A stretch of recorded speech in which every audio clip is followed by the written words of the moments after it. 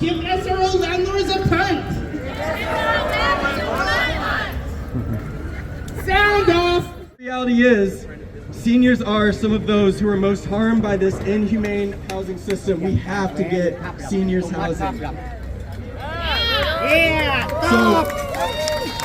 So, a basic pension for a senior is only $1,800 a month. That's just under $22,000 a year, which is well under the poverty line.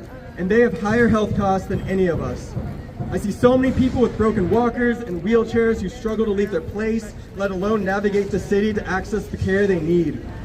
And for rent, there's the SAFER program, which stands for Shelter Allowance for Elderly Renters. And it only subsidizes rents up to $800 a month. And the only places that rent under that is in the city are in dilapidated SROs, which many seniors, especially the Chinese seniors, are forced to live in. And where when the summer heat gets up above 40, it's like 10 degrees higher in those rooms, and it never gets below 30 at night. And so there's no sleep. It's so dangerous for those folks. And back in 2021, when we had that heat dome, we lost 619 people, and the majority of them were seniors. And then there's the older rentals along Broadway and the other transit cores. And because of the increased zoning that the province has announced and that the Broadway redevelopment plan that's happening, and the increased development potential of these areas, seniors are being dim-evicted out of their homes and communities that they've lived in for decades, and where they probably have rents that are under $800 that SAFER actually covers. But then they're thrown into this toxic private rental market where the average vacant one bedroom rents for $2,200 a month. So they're going from, they're making $1,800 a month total. They're going into having to find rents at $2,200 a month. So how can we be doing this to people, especially seniors on fixed income? It's the kind of housing policy that's been upheld for the last 30 years, and it's where we're at in this society. And with 22% of people who are unhoused being seniors, many of them probably grandparents, they're experiencing violence every day by the BPD, in shelters, in parks, being turned away. So we need to get them housing. It's a crime to be fucking human! It's a fucking crime! So we are adamantly fighting alongside these allies for safe and caring housing for seniors, because these folks deserve it. They've been through the hurdles of life in this world and deserve a calm and restful place with security, and not be evicted and abandoned out on the street. And then the other thing is, they are us. This is a standard we're creating for ourselves and for our kids. Yeah, it's going to affect everybody. That's the thing about the situation that you hear about a lot, is that we're all one paycheck away from being unhoused. But we're all going to be aging into seniors, and this is the landscape for seniors housing that's being built up. So we have to change it now for the people that are struggling now, and for ourselves, like invest in our own future. So the chant for this one, like we were saying earlier, is think of grandpas and our grannies. BCH, get off your fannies. We're going to build one. We want 100% pension rate seniors housing with health care. They need to do it now. They need to let us know exactly what they're doing, because our seniors really can't wait. Thank you. Thank you, Devin. Appreciate y'all. All right, whose streets? Hell no, we won't go. Hell no, we won't go.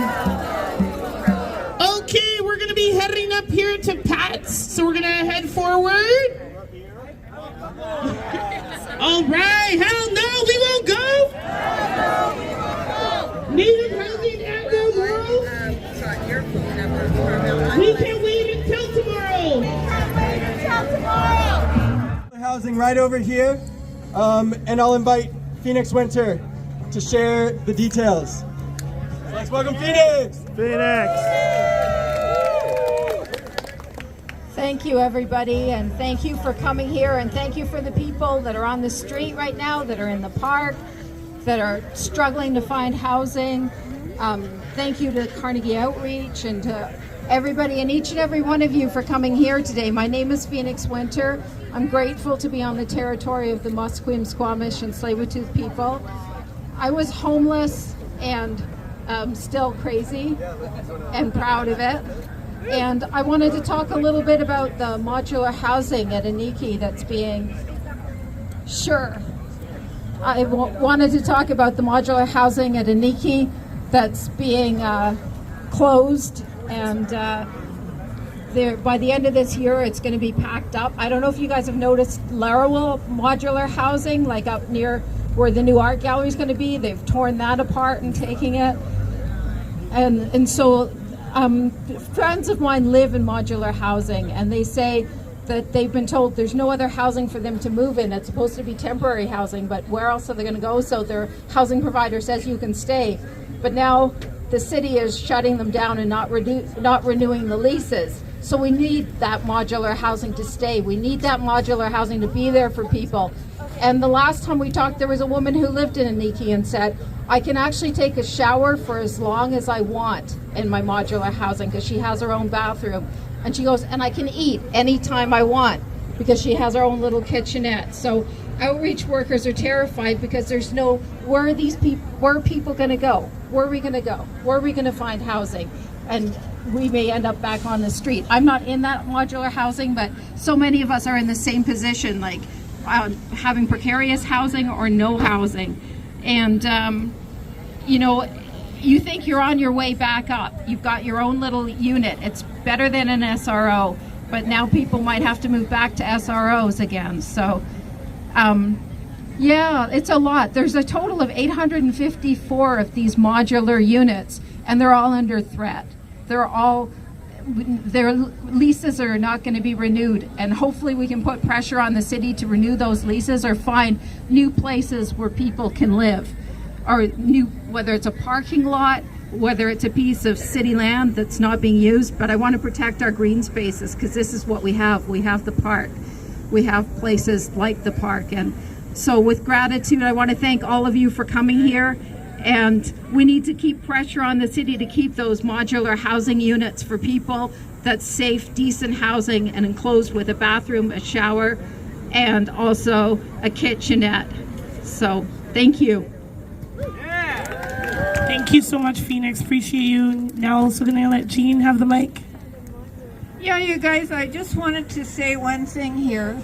There's a guy that most of you have met who just organized his first demo. So do you think he did a good job? Yeah, it's Devin over here. He's probably 2 minutes to say.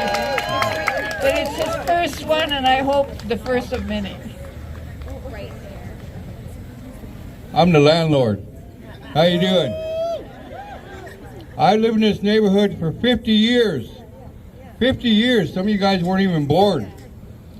I've done a talk at City Hall for the homeless in the past, 10 years ago. I stand firm for my community, you people. I don't know who you are, but I love you because this is your home. You're Vancouverites, just like me. So what you did today to make a stand for what you believe in is awesome. I thank everybody for coming. I pray for you all. I ask the Creator give you strength, give you wisdom and knowledge, and to love one another, because we all have differences here, but we're one family in the community, standing together to believe in what we fight for. It's like, hell no, we won't go, right? Hell no, we won't go! And I know Devin too, he lives in my building. I mean, I live in his building. I mean, we both live in the same building. I really love doing a march for what we believe in. We stand firm in this community. We come together from different parts of East Van, some probably West Van, but that's okay. But anyways, we ask you to take your time, enjoy the meal that Evan's preparing. Evan with the tattoo. Evan, hey, how you doing, Evan? I love that guy, man. I think I knew him before, a long time, but I know lots of you people down here, and I'd like to get to know more of you, and stand firm in what we believe in, and don't give up. Don't give up. We're here to stay, because this is your home. This is your community. I don't know if the media caught everything, and I hope they did, that it wakes up the politicians, it wakes up the councillors, and the mayor. The mayor needs to wake up and say, hey, it's the 21st century, we're here for the people. They got elected into the city. We can get them out and get some mayor in here that cares for us. That gives us affordable housing. And so we can have a place where there's no bed bugs or cockroaches. And then there's no nationality differences, because we're all one big family here today. Amen? Amen. Thank you.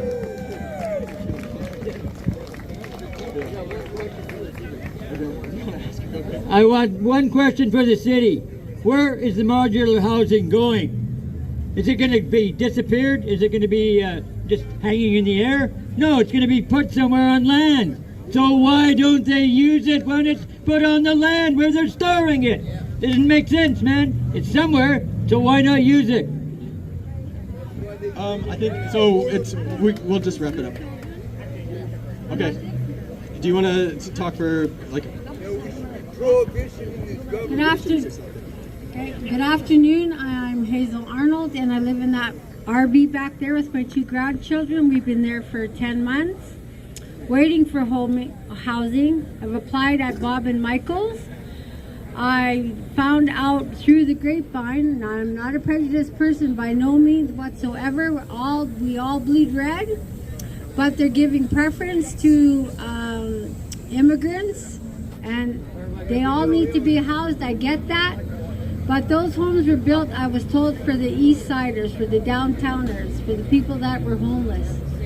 I've been trying to get evicted by the police, 6 police, 4 rangers, and 4 city workers. And I've got tickets coming out of my yin-yang, and I told them, this is native land, and I'm not fucking going anywhere. Thank you. Thank you so much.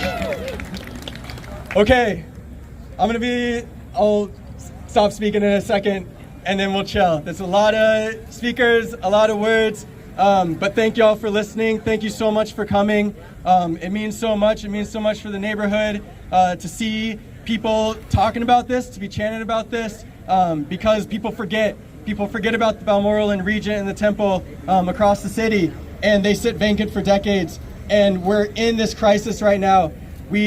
People have probably already forgotten about everything that happened this winter with people in this park being shuffled out every single morning in negative temperatures.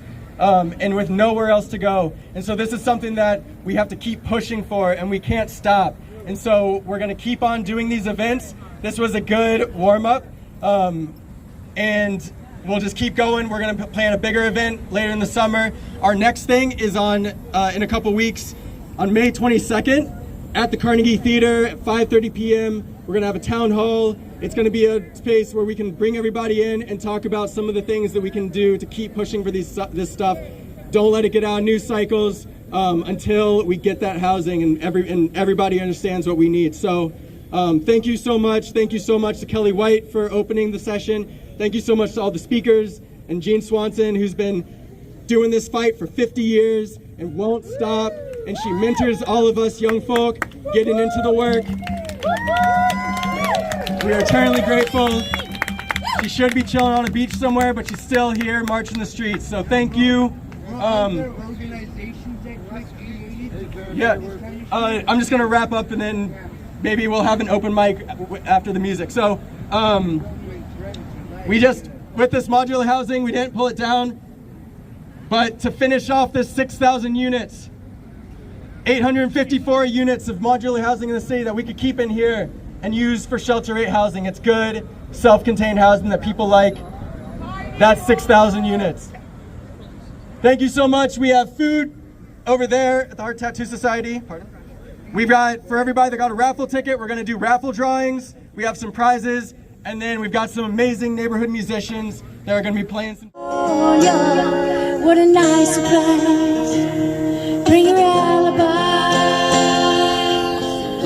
Mirrors on the ceiling, and there's pink champagne on ice. We're all just prisoners here of our own device.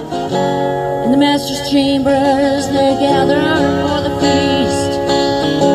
They stab it with their steely knife, but they just can't kill the beast. Last thing I remember was running for the door. Had to get back to that place I was before. Oh, relax like a madman, we programmed to receive